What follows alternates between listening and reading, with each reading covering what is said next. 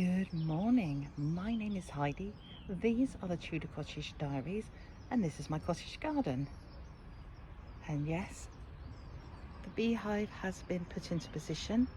I just need to level it with a few of the tiles that are hanging around the cottage. We've got some paving tiles hanging around, and I just need to probably go around and just make sure it's 100% painted to protect it. And then I want to paint some bumblebees on the front, or decoupage them underneath the roof. So that's one of the jobs today. Let's go back a few hours and let's start the day again. So here I am painting the floor at last of the greenhouse. I got some exterior masonry paint in a slate grey, a roller on a pole and a tray, and I'm just going to give this a liberal coating, let that dry, cut in the edges, and then I will apply a second coat of this masonry paint, ready for us to stencil the tiles on top of.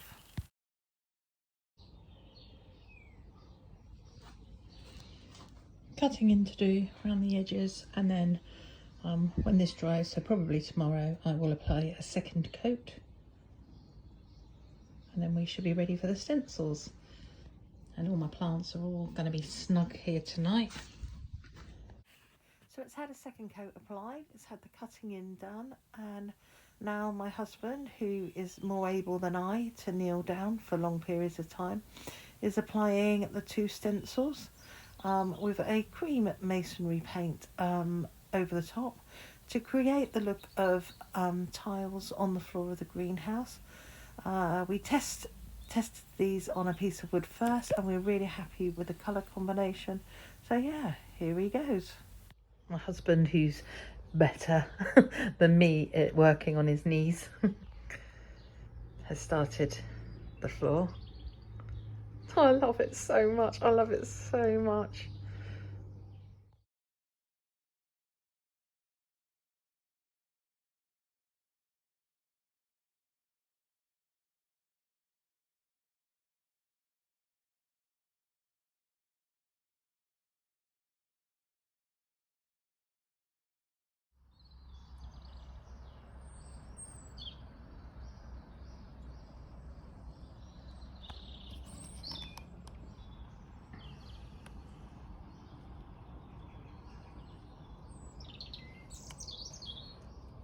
Good morning.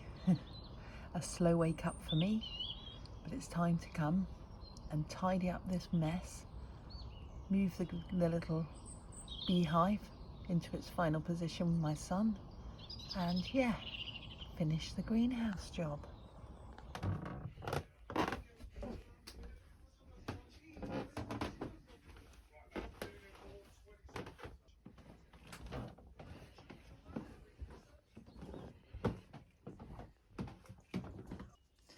A very sneaky peek at the new sitting room suite. Through.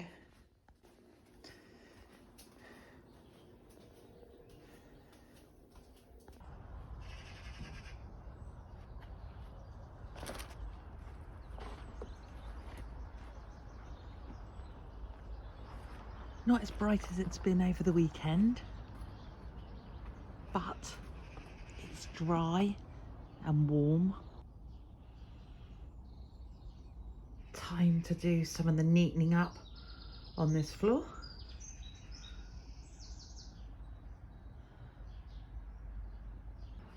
Right, let's see if the beehive's dried.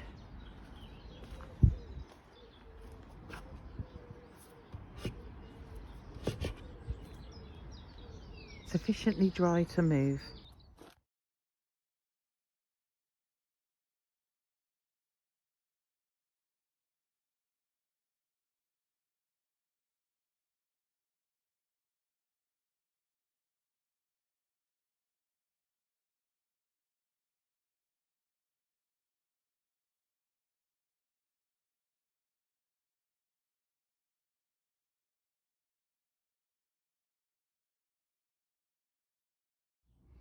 Well, that only took 10 minutes to freshen up the grout lines.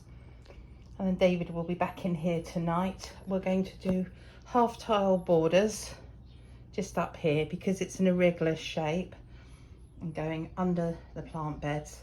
And then my plan is to have a chair here, maybe two, so that on rainy but warm days in the summer you can sit in here and look out into the garden.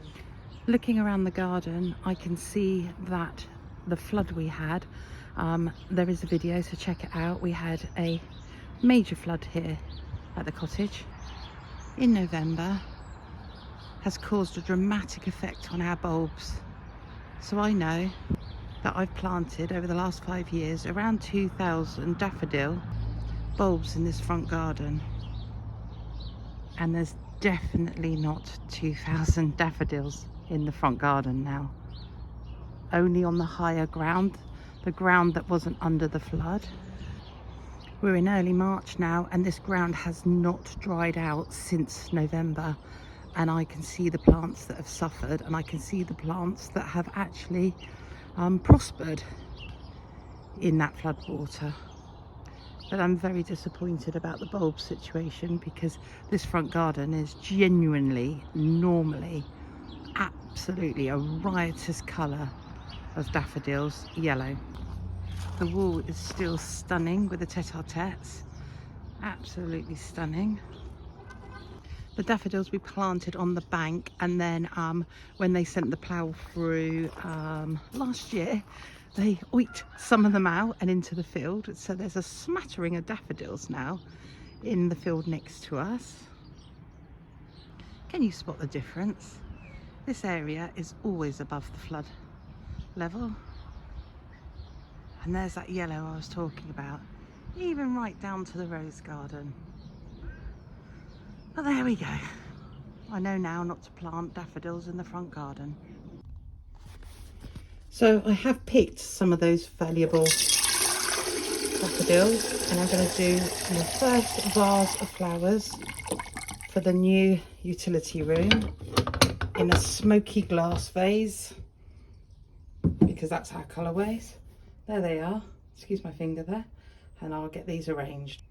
Simple yet elegant and beautiful. I've used some of the snowdrift in this one as well, in this little arrangement. Right, whilst we're in here, let's take a look at where we've got to with this project.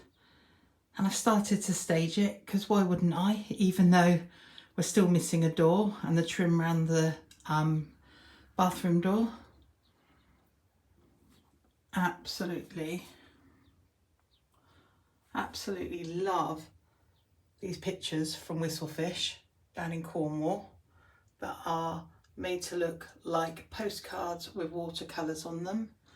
This was gifted to me, this little radio, vintage radio, from a chap I work with, Richard. Thank you, Richard.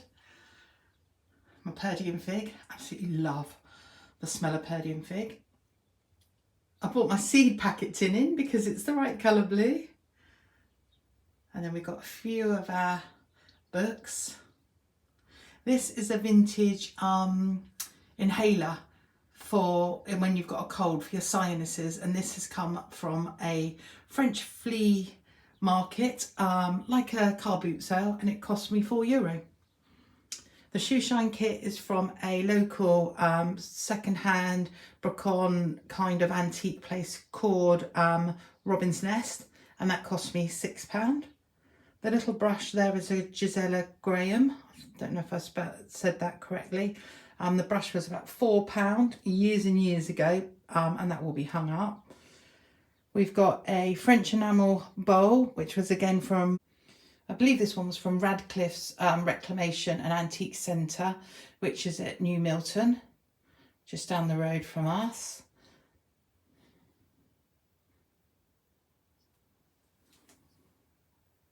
Worktop are scaffolding boards, and we've just got the joins to work into those. We do plan to change this light socket to a more vintage one, and throughout the cottage that is going to happen. The Amber Embers candle is from Aldi. I've had these storage containers for absolutely years, and I want to say I got them from a little shop in Romsey called Kit and Caboodle, but Not entirely sure on that. And then we have a selection of our blue tone books, mostly Jamie Oliver's. There's a bit of Rick Stein in there, allotment gardening, and the RHS Complete Gardener's Manual, and the Campervan Cookout. We've got some more of these beautiful pictures in here. Then coming down, we have got the first aid box. Again, was from Robin's Nest, and I think that was about £5. And then I did an upcycle on this little egg carrier with the string and the blue colour. Little did I know that I was going to go blue mad. And that was also from Robin's Nest, and that was about £1.99, and they've still got those. It does say eggs on it, but I actually rubbed that off, and I've got my own stickers that I use on my egg boxes on the end of that. In the luggage rack, we've streamlined that, and it's got my straw summer hat with my daisies around it. That's a real Panama that's been all around the world with me on my travels, and it's starting to look worse for wear because I keep forgetting to water it. Seat pads are from a company called Avalon, and we use those on the Victorian white sets, again with that little blanket, colour coordinated blanket. Fire eggs, so we've got our smoke alarm in here, fire blanket, and the powder extinguisher. About 8 years ago, we did have a washing machine catch fire in our previous house, and me and my son, I mean, I panicked, and Archie was so young at the time, and I kind of forgot to phone the fire brigade, unplugged it, kept the door shut on it, and just sheer terror dragged it out onto the decking outside the property. Oh my god, yeah. So I always have a smoke detector wherever there are appliances. I had one of these previously, and I absolutely love these. They make a great little keepsake holder, and then this one was gifted to me by my friend Sue. And she gifted me the little metal birds as well. There's 3 little birds, but I've got 2 in this area, and I just used it for displaying some of the cards that I get throughout the year. And at the moment, it's reminding me that I need to plant my delphiniums and foxgloves. Moving around the wall, we have our temperature on this is from Garden Trading, and I believe this is about £30, but I'm unsure on that. And then this is the door that goes into our bathroom.